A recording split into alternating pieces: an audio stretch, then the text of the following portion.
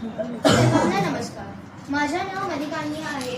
आज 5 सप्टेंबर हा दिवस भारतात शिक्षक दिन म्हणून साजरा केला जातो. सर्वप्रथम माझ्या सर्व शिक्षकांना शिक्षक दिनाच्या खूप खूप शुभेच्छा. 5 सप्टेंबर या दिवशी डॉक्टर सर्वपल्ली राधाकृष्णन यांचा जन्मदिवस असतो. डॉक्टर सर्वपल्ली राधाकृष्णन एक महान शिक्षक होते. त्यांचे शिक्षणावरील प्रेम व विद्वत्तेमुळे त्यांचा जन्मदिन शिक्षक दिन म्हणून साजरा केला जातो. शिक्षक दिन हा